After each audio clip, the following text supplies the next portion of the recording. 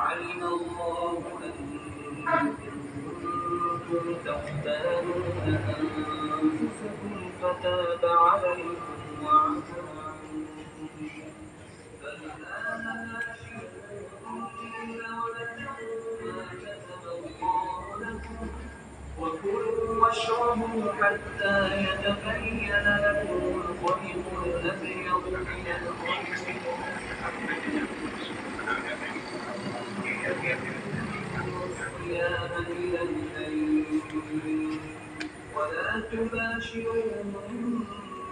وأنتم عاكفون في المساجد تلك حدود الله فلا تقربوها كذلك يبين الله آياته للناس لعلهم يتقون ولا